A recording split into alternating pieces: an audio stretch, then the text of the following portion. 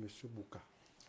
Valérie York, trésor musical et philosophique des peuples Ekan, a officiellement rejoint le patrimoine culturel et immatériel de l'UNESCO le 10 décembre 2025 à New Delhi.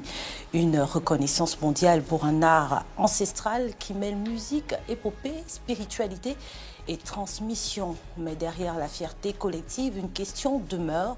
Comprenons-nous réellement le Mvët? Comprenons-nous ses valeurs, son message, son rôle social et ce qu'il continue d'enseigner dans un monde qui change? Cette inscription ouvre une nouvelle responsabilité, transmettre cet héritage aux jeunes, leur donner les clés pour comprendre le Mvët, non comme un vestige du passé, mais comme une source d'identité, de sagesse, de cohésion. Mesdames et messieurs, bonsoir et bienvenue dans Parlons-en, votre émission de société qui informe, écoute et propose des solutions.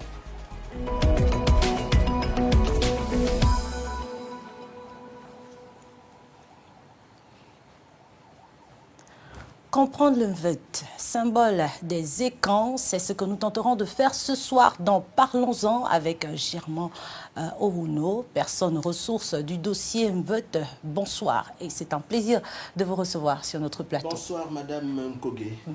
À vos côtés, venant d'Ebomam, fondateur et coordonnateur général de l'ONG Génération Ekan. Bonsoir. Bonsoir madame. Et bienvenue à vous également. Merci beaucoup. En face de vous, Astanias Bouka, notre chroniqueur maison, il est avec moi chaque soir.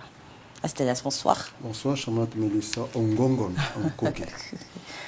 Alors, comme toujours, avant de vous donner la parole, messieurs, sur ce plateau, place au déclic avec notre journaliste, la rédaction de TV+ Afrique.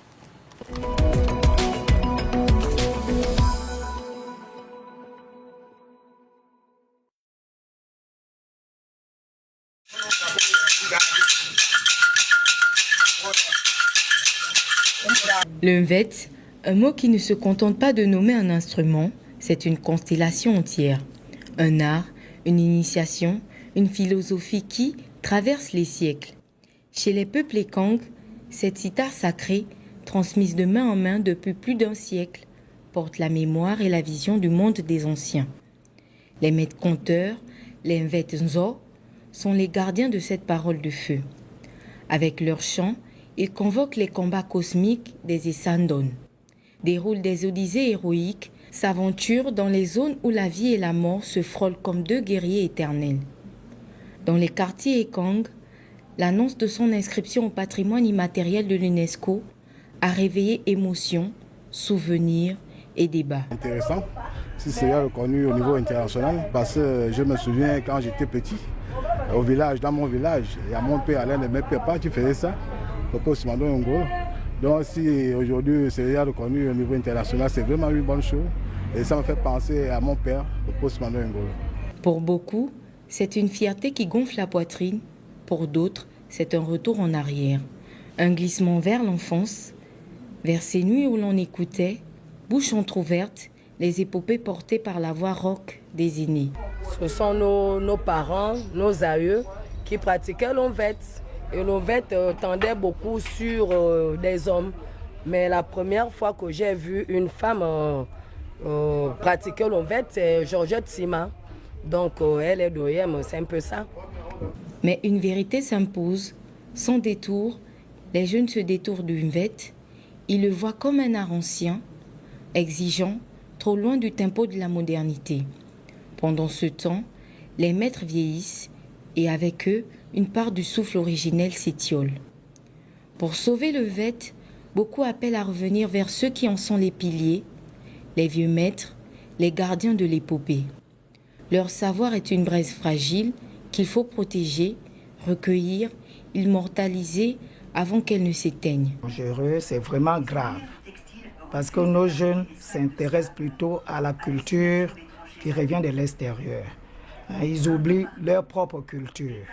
Parce que si ça disparaît, on perdra beaucoup de choses de nos cultures. Vraiment, ce n'est pas intéressant. Il faut trouver aussi les anciens qui font encore ça. Parce que à ma connaissance, c'est pas vraiment, il n'y a pas assez. Hein. Peut-être parce que moi à l'époque, à Benga, il y avait le Postima. Et au IEM, il y avait peut-être 2 ou 3 personnes. Actuellement, aucune idée. Donc l'État doit motiver les enfants, les jeunes hommes à faire un VET. L'inscription du VET à l'UNESCO est une victoire symbolique, un geste qui redonne visibilité, émotion et dignité à une tradition longtemps menacée. Mais ce n'est qu'un début. Pour que cette reconnaissance porte ses fruits, il faudra retisser le lien entre générations, rallumer la curiosité des jeunes et transmettre l'élan qui fait du VET un souffle vivant, pas un souvenir. Et cette reconnaissance internationale nous rappelle enfin ceci: notre patrimoine ne s'arrête pas au VET. Nos coutumes, nos savoirs, nos rites, tout ce qui nous façonne mérite lumière et respect. Car c'est là que résident nos racines et peut-être aussi notre avenir.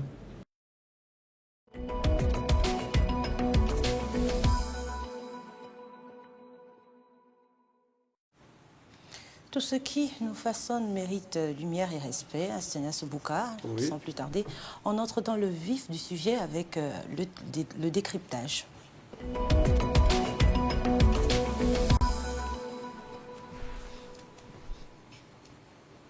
Le reportage l'a déjà peut-être dit à moitié. Astenias, on va revenir sur la définition. C'est Ouais. quoi le VET? Et puis les experts ici vont confirmer. Alors, Tu n'auras pas intérêt à te tromper, Astenias. un exercice on ne peut plus fastidieux. Alors, nos élèves, nos enfants et amis et connaissances qui regardent avec beaucoup d'intérêt, parlons-en, doivent prendre ceci.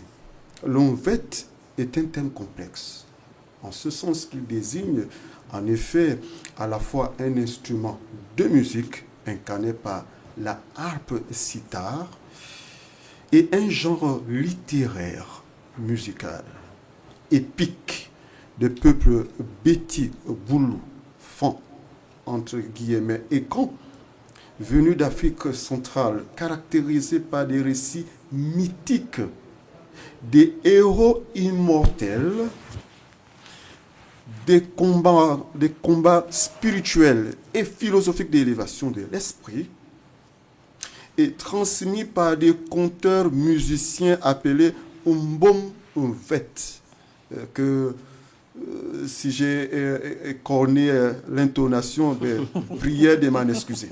Et voilà donc ce qu'on peut retenir d'un point de vue définitionnel de ce que c'est l'Umvet. Et je demande également aux experts qui tranchent cette situation ce soir, doit-on adjoindre l'article indéfini le au thème VET? La balle est dans votre camp. Oui, parce que le débat s'y tenait déjà en coulisses. Certains disaient qu'il ne fallait pas mettre l'article dedans. Indéfini, Moi, le. Généralement, on a entendu le vote dans les rues, mais certaines personnes disent qu'il Il faut tout simplement dire un VET. effectivement qu'il ne faudrait pas mettre l'article. Alors, je vais revenir comme ça vers Deboman. Ton nom, il est particulier. J'aimerais quand même savoir ce qu'il signifie. Moi, c'est venant d'Ebomam. Et Debomam, c'est effectivement l'ancien, chez nous on dit Elik, l'ancien village de mes aïeux. Ils ont bien voulu me donner ce nom pour que cela soit mon identité dans la promotion des valeurs culturelles et écan. Alors, qu'est-ce que signifie Mvet? C'est quoi le Mvet? Et de prime abord, je ne pourrais pas donner une définition fixe de cet élément ou de ce patrimoine.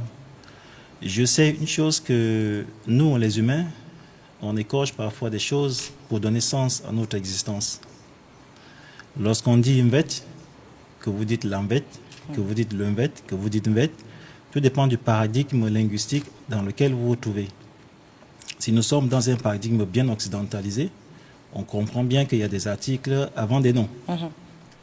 Et si nous sommes dans un paradigme purement écan, il n'y a pas d'article. Si nous sommes dans le paradigme écan, je dirais tout simplement Mvet. Je pourrais ajouter Oyong, parce que lorsqu'il s'agit du Mvet avec la sitar.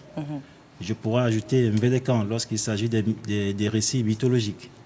Je pourrais ajouter les 10 systèmes du Mvet qu'on n'a pas pu encore citer jusqu'à aujourd'hui, mais qui font, n'est-ce pas, partie de la construction de l'être pour son élévation. Un Mvet veut dire on s'élève, on s'étend. on va vers l'immortalité. Et pour dire la définition du Nvet, qu'il y en a beaucoup. Une définition basique que les enfants peuvent rapidement retenir, c'est que, en fait, c'est le récit des récits, écrit dans un livre dit par des historiens, qui compte la vision civilisationnelle d'un peuple qu'on appelle les Ekans, en Afrique centrale, qui se retrouve dans 5 pays. Au Gabon, en Guinée équatoriale, au Congo, au Cameroun, Sao Tomé et Principe. Ces peuples-là ont la vision civilisationnelle commune. Certains ont appelé ça les épopées, d'autres ont appelé la mythologie, mais à travers l'UNESCO et les débats qui s'en suivent, on peut déduire qu'il s'agit beaucoup plus de la science. Alors, quelle science? On ajoute des supports, les documents, il y a des livres. Tirandondou avait commencé le travail avec ces livres. Après, il y a d'autres professeurs comme Biyogo, Maman Angèle aussi. Et nous qui sommes des nouveaux dans ces champs, nous aussi, nous écrivons des supports.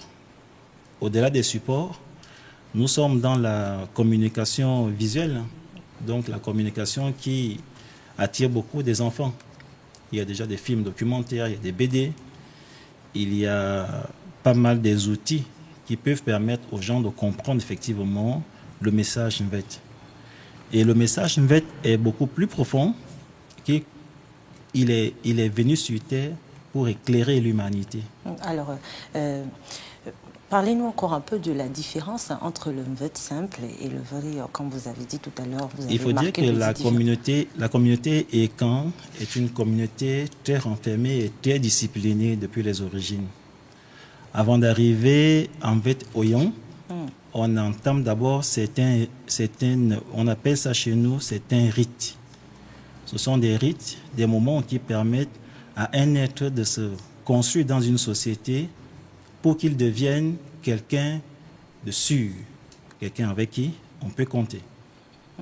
Au départ, il y a une forme d'Nvet. Je vous rappelle que lorsque je dis Nvet, j'entends un élément qui construit l'être vers l'élévation. Donc, chez nous, dans nos sociétés, on commençait par Afian, Aze, on appelle ça l'éveil. C'est une forme d'Nvet. Le langage qui est utilisé là, c'est le langage d'éveil. C'est un peu comme si vous apprenez l'alphabet à un enfant. Hein? A, B, C, D.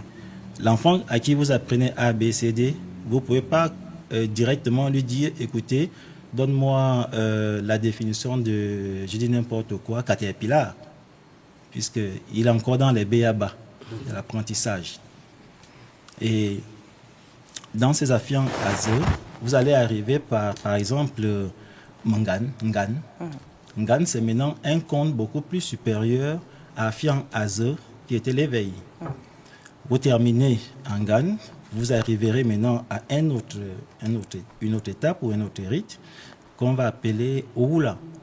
C'est maintenant, on va tout de suite montrer à l'enfant qu'attention, au-delà des humains, il y a aussi un monde, le monde animal. Il y a aussi un autre monde que tu ne vois pas, le monde des invisibles. Et c'est là où l'immortalité va commencer à venir avec ses héros. Comment le monde invisible peut interférer sur le monde invisible et vice-versa. Nous partons de cette étape, on va toujours progresser. On va arriver on va à Kikman, par exemple. C'est le rite de la circoncision. On va monter comme ça à Ngan. On va monter à Indélé, c'est le rite de la peur. On va arriver à Oula. On va arriver à Malan. Malan, c'est maintenant quand tu es grand, on va maintenant t'apprendre les mystères de la terre. Les mystères de la terre. Ce sont ces mystères de la terre qu'on va maintenant prodiguer au grand public à travers l'Nvet. Vous comprenez ce que je dis? Ça veut dire que lorsque tu vas arriver en tant que grand conteur Nvet, tu dois traverser par certaines étapes. Et ces étapes-là, c'est ce qui fait de toi un Nzombet, un Nzombet, un Dizianvet, un initié d'Nvet. Alors, Germain, Peux-tu encore un tout petit peu nous parler de l'origine de ce Mvet-là? Parler de l'origine d'un Mvet, je pense que sur ce plateau, nous sommes là pour définir. Et je pense que je n'aurais pas une meilleure définition à donner, voilà, par rapport au Mvet. Sinon que le Mvet, voilà, c'est un art, plus qu'un art, c'est toute une philosophie de la vie qui met, on va dire, en présence un diseur, un baume Mvet, qui met en présence un public qui est là avec des baguettes. Et voilà, le baume Mvet ou diseur de Mvet déclame voilà, des récits enchaînés. Et le public qui est là l'accompagne, il y a la gestuelle, etc.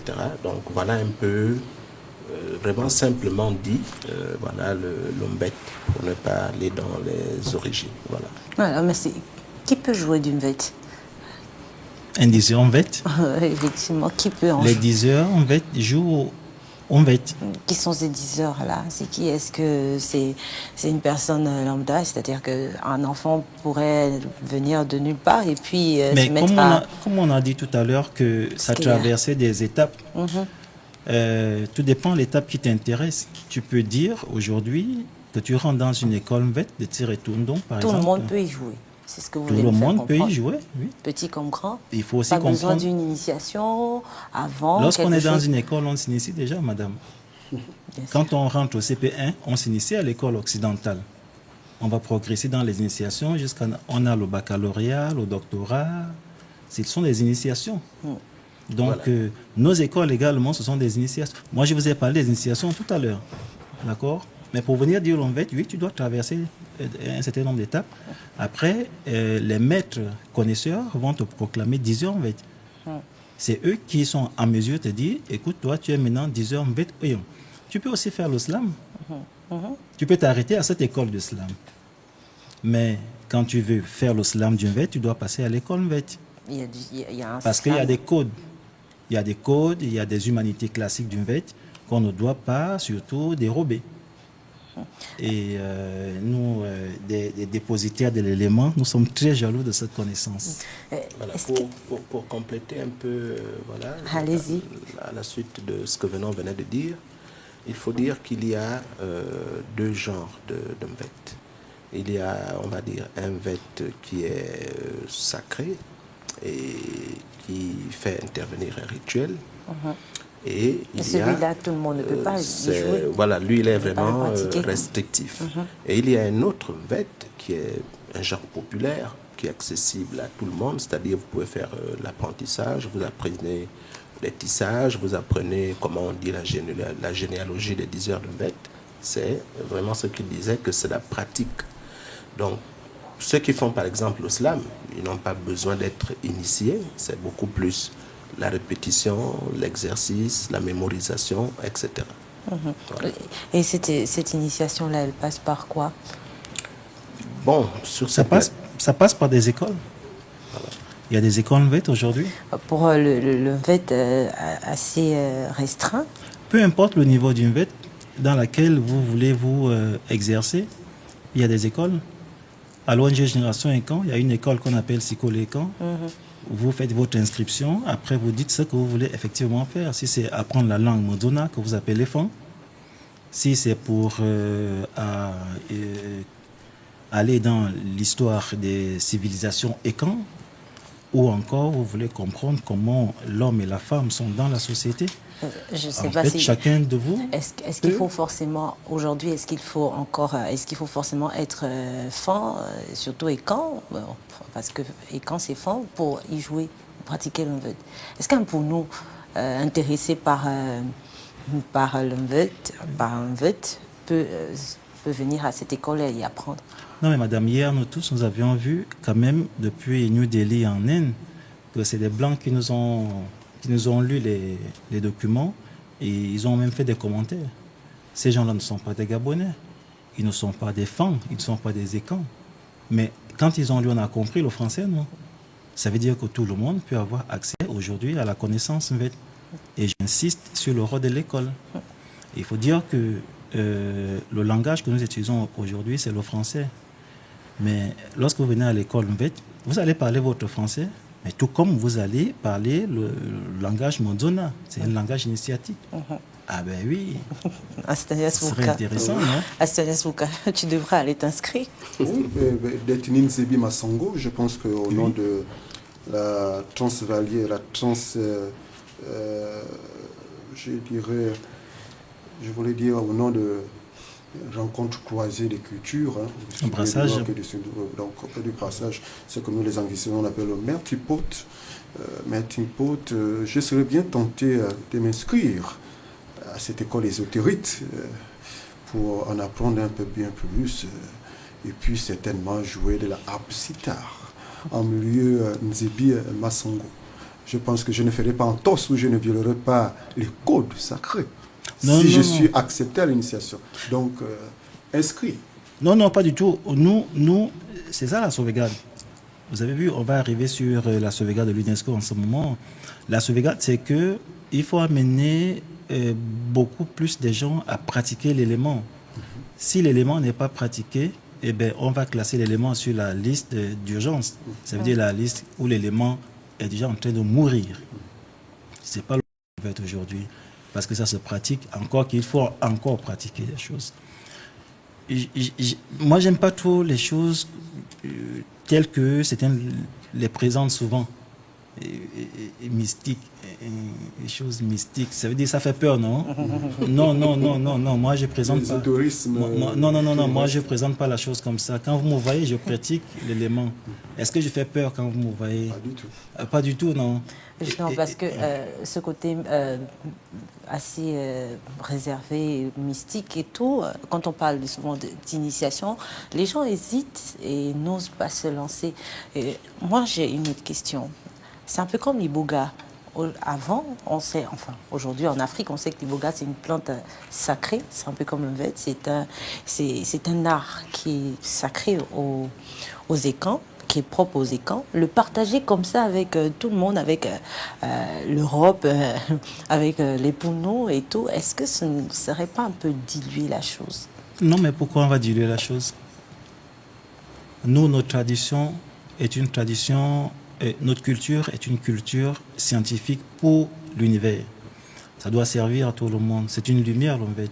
Vous savez, chez nous, on dit le message du Nvet en langue Ekan chez Ntouma. Moi, je suis Ntouma, je ne suis pas fan d'ailleurs. Ntouma dit Anamodzo Mongun. Ça veut dire que ce sont des paroles sacrées dites la journée. D'accord? L'initiation chez nous passe comme ça, en plein soleil. La journée, il te faut des énergies pour le faire. Tu vois? Donc, ce n'est pas des choses qui font peur. Il ne faudrait pas qu'on ait l'habitude de dire aux gens... Enfin, je ne veux pas qu'on confonde les choses. Il y a certains qui font leur pratique la nuit, à côté des, je sais pas, des arbres, bon, des feux. Ils savent pourquoi ils le font. Bon, il faut aussi venir voir ceux qui font la journée, non? Ce n'est pas important de venir voir ce qui se passe la journée. Ou bien on globalise, on dit seulement, bon écoutez, tout le monde fait la nuit. Ah non, je ne suis pas d'accord. D'où l'émission, c'est certainement pour enseigner. A moins d'impact que ce qui se fait la nuit. Oui. Le monde réel se trouve dans la nuit et non pas dans la journée. La journée, bon, c'est superficiel. Alors, je ne sais pas si le monde réel se trouve dans la nuit. Hein. Ce que je sais, c'est que les anciens nous ont dit clairement que l'homme vit de l'énergie, l'homme. Et les énergies que l'homme capture et qui met au service, c'est dans la journée qu'il les capture, puisque la journée a le soleil. L'équation est vite faite. La journée, tu as le soleil, tu captures tes énergies et tu les déploies. La nuit, le corps est fatigué. C'est pour cela que tu dors. Et quand tu dors, ton âme te quitte. Ton âme te quitte. C'est pour cela que chez nous, on dit, si tu veux voir un mort, commence à voir comment quelqu'un dort. Parce que ton âme te quitte. Il va ailleurs. Il te laisse. En gros, la nuit, tu n'as pas d'énergie. C'est pour cela que le matin, souvent, même si tu n'as pas bu, comme souvent, hein, tu te retrouves fatigué. Parce que ton âme est allée chercher de l'énergie ailleurs. Ton âme a travaillé. Il revient en toi parce qu'en fait, toi, tu es ça Caracas, tu vois. Dire que les énergies, c'est la nuit, je ne sais pas, hein, peut-être pas chez moi. Astanias ira poser la question à ceux qui pratiquent le Mvet de la nuit. Astanias, on pourra te passer certainement des numéros de téléphone à la fin. Chez moi, le Mvet, je ne sais pas qui pratique. Je sais que j'ai en face de moi. Tu iras poser la question à ces sur l'élément Mvet, s'il vous plaît. Chez moi, le Mvet se pratique la journée. Alors, chez Astanias, tu as entendu, chez lui, ça se pratique la journée. Germain Ono, alors, sur le contenu des messages, il y a des enseignements qui sont donnés, des enseignements philosophiques, moraux, etc.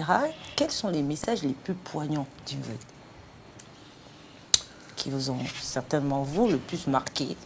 On va dire que si l'Mvet l'Mvet en tant que philosophie a pour but essentiellement de donner à l'homme des codes, comment marcher, comment se tenir. Et je vais par exemple vous dire que l'Mvet a même, au-delà de la philosophie, à ce côté visionnaire, en ce sens que moi j'ai suivi, je pense, le Mvet de la Kyobian, qui partie de poker à Biais. Et au cours de ce Mvet, il parlait déjà des jeunes, donc dans son envolée, puisqu'il s'est élevé, et il a commencé à aborder la question des cool mangers, c'est-à-dire le Mvet a cette capacité-là de voir ce qui arrive devant. Le Mvet aussi, on va dire, prône, le respect des aînés. Le Mvet, c'est aussi, on va dire, la cohésion sociale. Le Mvet n'est pas clamé pour diviser, c'est beaucoup plus pour assurer la cohésion, la solidarité, la probité, le respect. Donc voilà un peu les valeurs incarnées par le Mvet. Alors on constate que ici au Gabon, à Libreville, comme à l'intérieur du pays, les jeunes ont de plus en plus du mal à se tenir, à savoir se tenir. Est-ce que les jeunes Gabonais s'intéressent à cet art-là qui pourrait les aider à mieux se conduire, à adopter les valeurs que nos ancêtres déjà essayaient de nous laisser en partant autrefois? Bon, moi j'ai suivi le reportage qui est passé tout à l'heure sur le canal. Et j'ai vu un papa qui disait que les jeunes, de moins en moins, s'intéressent à la pratique du Mvet, etc. Mais ce qui est vrai dans ce cas peut être inversé parce que Génération Ekan fait dans la promotion et la valorisation de la culture avec Mozome Yaba, qui est un corps de garde où les jeunes arrivent. Moi, depuis que je fréquente Mozome Yaba, je constate quand même qu'il y a un certain engouement de la part de la jeunesse. Et au niveau, par exemple, du Mvet, il y a des variantes, si on peut dire comme ça. Il y a des jeunes aujourd'hui qui font le Mvet en français. J'en ai connu, je pense, à l'Institut, au ministère de la Culture. Donc les jeunes, on peut le dire, s'intéressent au Mvet. Certains jeunes s'intéressent. D'accord, messieurs, permettez alors que l'on marque une pause. D'accord, nous allons marquer une petite pause. Mvet et un trésor musical, comme je le disais. On continue d'en parler tout de suite après la pub.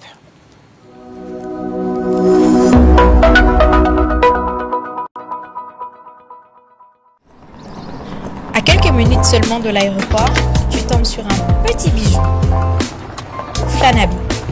Ici, tout est pensé pour que ton arrivée soit un vrai moment d'exception. Pas juste un bonjour bienvenue. Non, c'est une vraie expérience. Le confort, le style, tout ça dans une ambiance qui te fait te dire « Ok, là je suis bien ». Les chambres, ce n'est pas juste pour dormir. C'est pour te poser, souffler et profiter du calme. Et le restaurant le genre d'endroit où tu manges bien, tu te détends sans avoir besoin de bouger de l'hôtel. Juste le goût du confort, tout simplement. Côté travail, ils ont tout prévu. Une salle de conférence hyper équipée, où tu bosses dans le calme, et franchement, je peux même vous dire que le boulot devient agréable. Et puis alors le soir, quand le soleil se couche, Flanabé s'illumine, ambiance chill, lumière douce, Flanabé, plus qu'un hôtel, une expérience à vivre.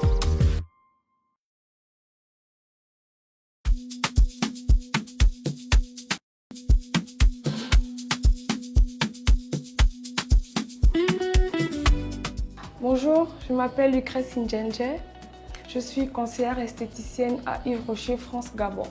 Alors, Yves Rocher est une marque cosmétique française qui a été créée en 1959, qui a été implantée au Gabon en 2019. Alors, nous proposons à nos clientes des soins matifiants à la poudre de thé boréal, des soins hydratants à l'édulis, des soins nettoyants à base de charbon végétal et bien d'autres. Alors, ce qui distingue notre institut à d'autres espaces de beauté, c'est que nous, ici à Yves Rocher, nous sommes spécialisés dans des produits cosmétiques qui sont faits à base de plantes.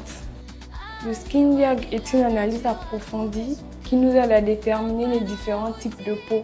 Alors, le message que j'aimerais adresser aux femmes qui ne connaissent pas notre institut, c'est de tout simplement venir découvrir nos produits qui sont 100% naturels. C'est la beauté au naturel, tout simplement. Yves Rocher, beauté naturelle. Pour elle, pour lui, pour toi, pour moi, c'est essentiel. Des soins, des senteurs, des instants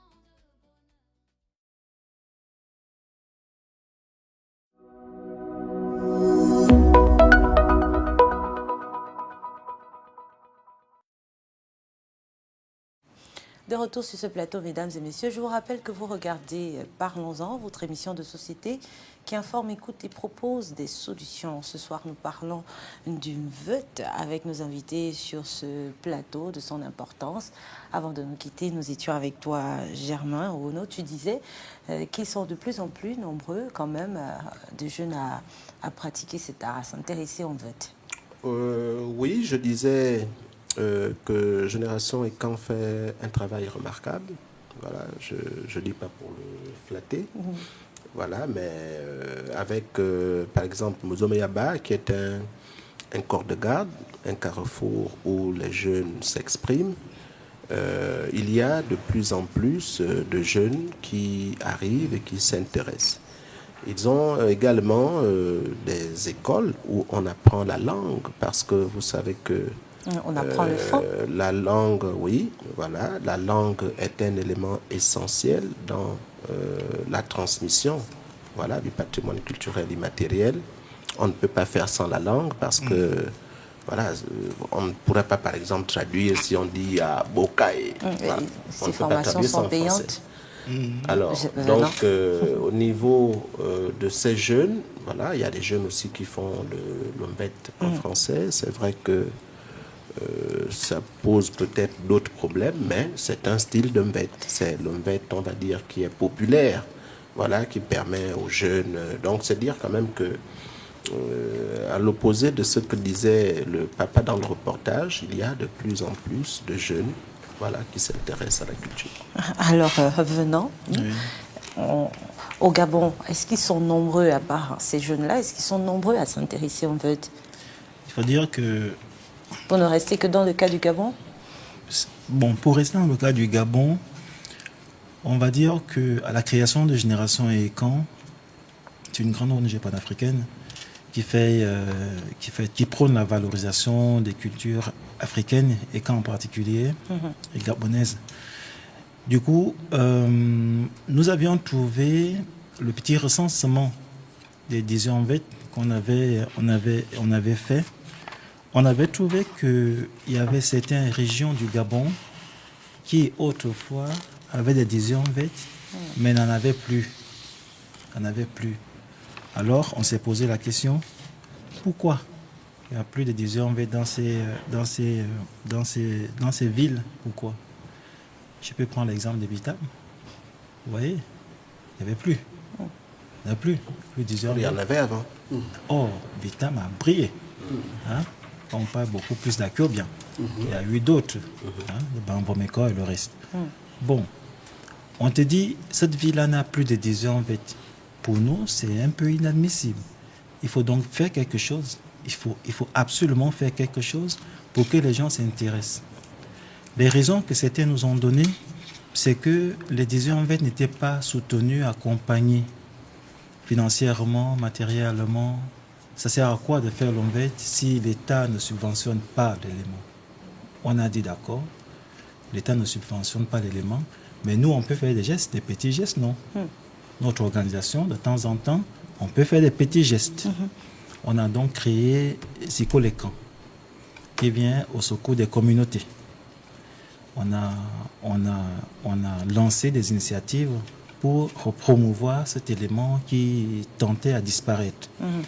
Madame, je peux vous dire que de 2015 à 2025, ça fait 10 ans.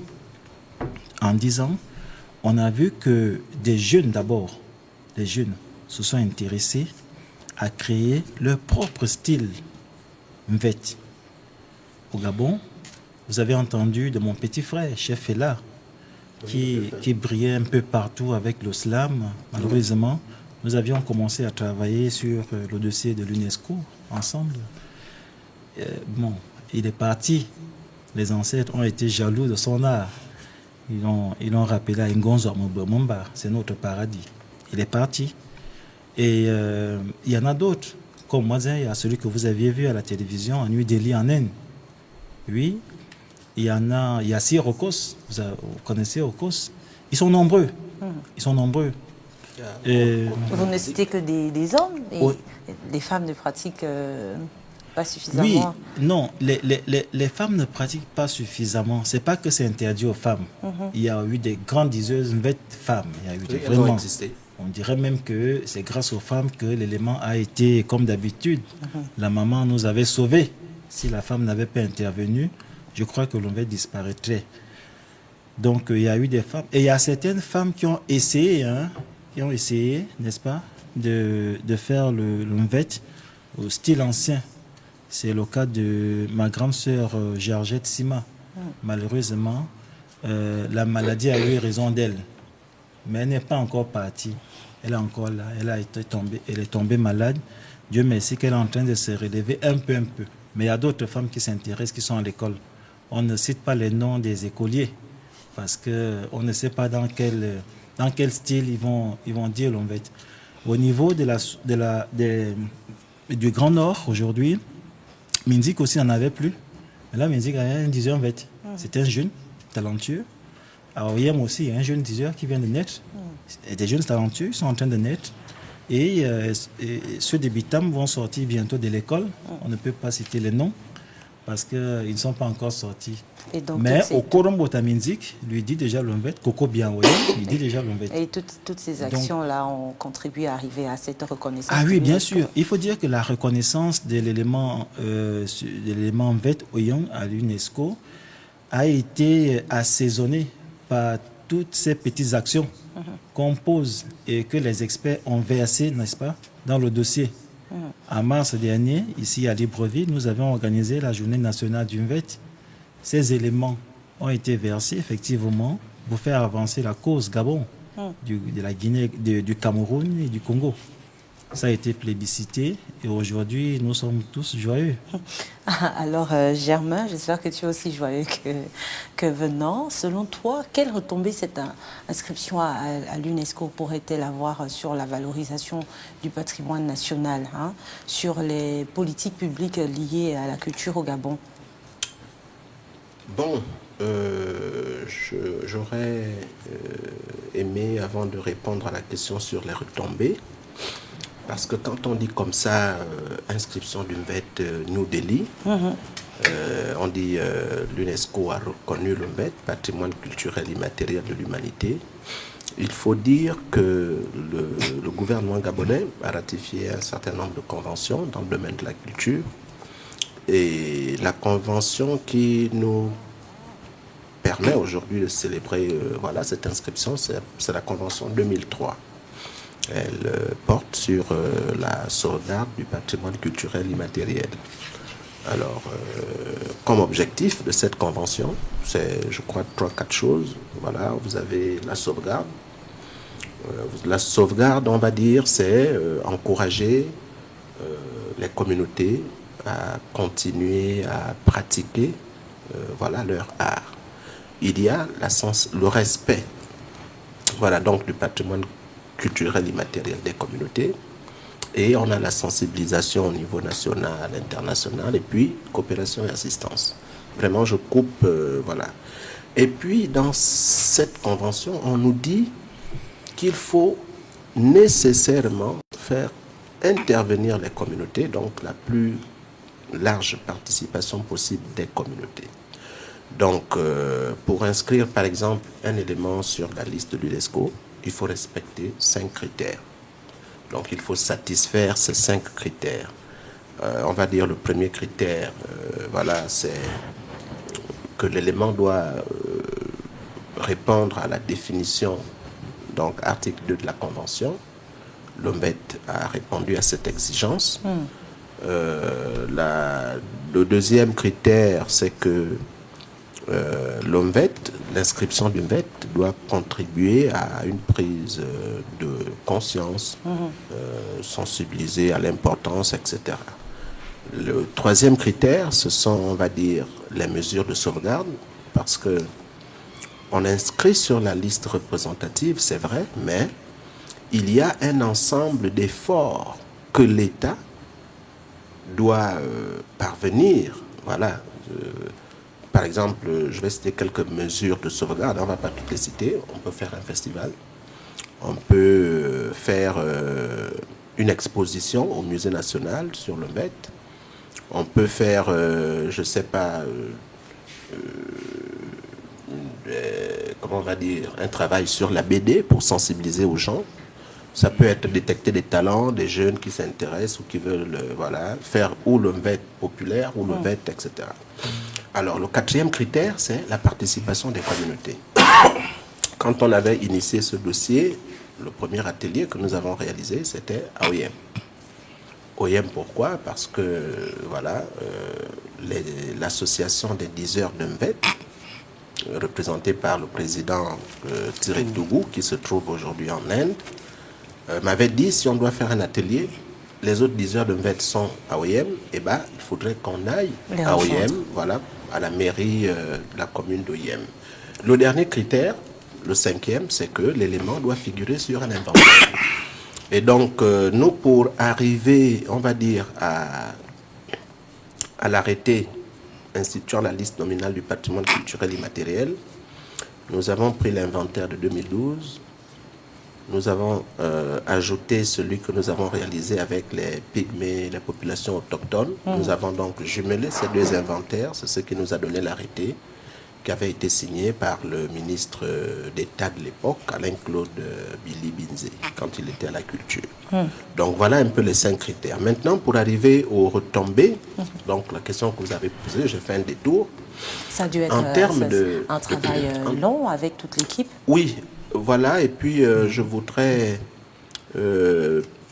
saluer le courage de Madame Nathalie Oyemba, directrice générale adjointe du patrimoine culturel, et Madame Chipandi Medra, épouse Nana, point focal de la convention, qui ont suivi des femmes, voilà, qui ont suivi l'aboutissement du dossier, puisque j'ai dû regagner l'ENAM en tant que directeur général adjoint.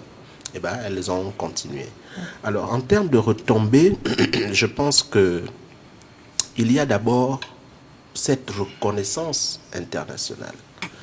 En inscrivant l'OMVET sur la liste du patrimoine culturel immatériel de l'humanité, ça va aussi créer une visibilité. Voilà, une visibilité, et ça pourrait amener à une prise de conscience, voilà, l'OMVET ne sera plus perçu avant. Avant cette inscription, l'OMVET avait une représentation. Mais aujourd'hui, avec cette inscription, voilà, je pense que l'OMVET a une valeur ajoutée. Ça peut susciter une prise de conscience. Voilà, donc il y aura visibilité accrue. Ça peut permettre aux artisans de fabriquer plus d'instruments, donc des retombées économiques. Ça peut voilà, faire venir des touristes qui vont se dire « Waouh, le Gabon a voilà, un art qui a été inscrit. » Eh ben, nous allons visiter le Gabon. Donc, il y a vraiment beaucoup de retombées voilà, qui peuvent... Enseignant Souka, qu'est-ce que tu penses de cette reconnaissance? C'est quand même intéressant tout ce qui est en train de se dire là en face de toi. Oui, en tant que communicateur et observateur des peuples écrans, il faut d'abord dire que c'est un sentiment de fierté, voilà, pour ces communautés-là, donc les peuples écrans. Et puis, à une dimension nationale, ça doit effectivement interpeller les gouvernants de la Ve République afin de mettre en place des politiques viables qui consisteraient déjà à injecter des financements qui permettraient davantage de valorisation de cet art oratoire ou oral qu'est l'OMVET, afin de susciter plus d'intérêt pour la communauté internationale, dès lors que, effectivement, celle-ci, via l'UNESCO, l'inscrit au patrimoine immatériel, et comme venait de l'indiquer la personne ressource sur ce plateau. Donc, je pense fondamentalement que les médias que nous sommes devront s'investir par l'entremise des thématiques, en faisant venir les experts, les conteurs, les diseurs d'OMVET, et puis, effectivement, faire dans une espèce de regard croisé sur l'importance culturelle et écologique, effectivement, de ce OMVET, et pour susciter au sein même de la communauté, donc du peuple écran, sur la nécessité de davantage transmettre, parce qu'on a déploré, effectivement, dans le reportage qui a été diffusé, que des jeunes aujourd'hui prennent pas à une échelle importante l'importance, effectivement, de pérenniser par un intéressement la chose qu'est l'OMVET. Donc, ce sera aussi une interpellation pour les communautés. Nous sommes dorénavant visibles à travers une LUCAM, à travers un cadre mondial qu'est l'UNESCO, mais il nous revient maintenant de faire en sorte que l'art oratoire, qui consiste à passer des pères en fils, etc., soit toujours d'actualité pour la pérennité de ce OMVET. Madame Kogué, pour aller vraiment dans le sens de Monsieur Bouka, une inscription sur la liste représentative du patrimoine culturel immatériel de l'humanité, c'est bien. Mais le ministère de la Culture, dans ce dossier qui est en ligne, il y a un ensemble de mesures de sauvegarde. Et le ministère de la Culture, nous allons travailler dans ce sens, à appliquer ces mesures de sauvegarde contenues dans le dossier qui a été déposé au comité. Alors, je disais tout à l'heure que ça peut être voilà, des prestations lors des cérémonies officielles. Par exemple, si nous faisons par exemple la rentrée de l'Assemblée ou du Sénat, on peut appeler un diseur d'OMVET. Ça permettra au diseur de toujours continuer à pratiquer son art, donc dans les événements officiels, parce qu'il ne faudrait pas que l'OMVET inscrit aujourd'hui soit comme un objet dans un musée.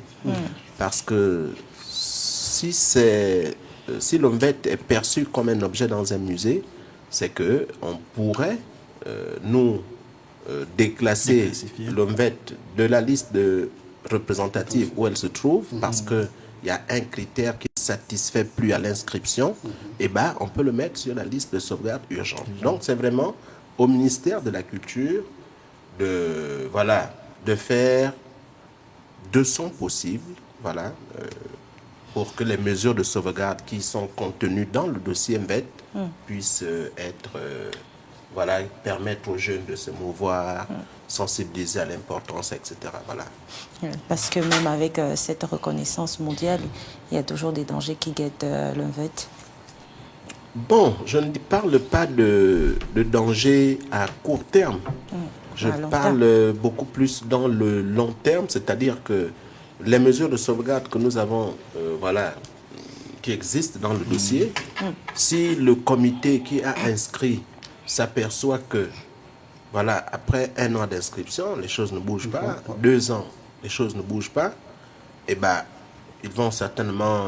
bon, il y a des procédures. Voilà, c'est pourquoi je dis, au titre des mesures que nous avons énumérées, c'est-à-dire faire quoi?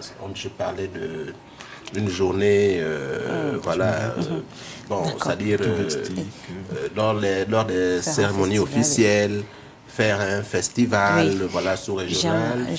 Voilà, merci Germain, merci également à vous trois, à Venant, Germain et Venant. Alors, nous sommes arrivés au terme de notre décryptage. Hein, au terme de notre décryptage, oui, messieurs. 1 heure, ça passe très vite sur Parlons-en. Alors, la boîte à questions. La boîte à questions. La question du public. D'accord. Ah ouais. Voilà, mesdames et messieurs, nous vous donnons donc la parole dans cette partie de notre émission et nous commençons avec Anta Ngodet. Voilà, Anta Ngodet qui demande, la question s'affiche à l'écran, vous pouvez regarder là-bas. Les maîtres envisagent-ils d'utiliser les nouvelles technologies pour rendre les thèmes du VET attrayants et digestes pour la jeunesse gabonaise sans sacrifier la profondeur de leurs œuvres? Venant. Ben déjà, merci Anta Ngonde. Le premier travail que nous avions fait, c'était d'attirer des jeunes à la mémoire du MVET. Le travail physique reconnu et qui avait été présenté à Paris, c'était la BD Alumdo Minko. Je crois que c'est la BD qui va ouvrir, n'est-ce pas, la route à l'initiation des jeunes en VET, sans rentrer dans les initiations profondes. Ça veut dire qu'à partir d'Alumdo Minko, la BD de Privat Ngomo, vous avez pratiquement les grands récits, sinon les grandes articulations d'une VET Oyan. Est-ce que nous faisons ça pour des anciens? Non, nous faisons ça pour des jeunes. Nous avons également des ouvrages, des livres classiques qui sont à la portée de la jeunesse. Nous avons Ekan Industrie qui est à l'annexe de Sangel Peka Melen, non, Sangel Bikele. Donc, vous allez à Sangel Bikele, il y a toutes les BD qui sont là. Les histoires d'Akomamba, les histoires des immortels d'Engong, il y a des t-shirts, il y a pas mal de choses, même dans le téléphone. Nous sommes en train de créer un algorithme qui vous permettra, n'est-ce pas, de discuter avec des immortels. Merci. Voilà. Et donc, la deuxième question. D'accord. Dans le sens de nouvelles technologies, il y a aussi que j'étais avec, je pense, Lilian Bekale, Libec, le célèbre BDiste, là, dessinateur, voilà. Et je crois que j'ai cru entendre qu'il y a quelque chose dans le sens des mangas, mais en version VET, c'est-à-dire animé et autres. Ce serait très intéressant. Donc, je pense que des personnages sont créés, mais il y a des jeunes qui travaillent dans ce sens. Voilà. Merci. Alors, il y a également Mba Owuno, votre homonyme,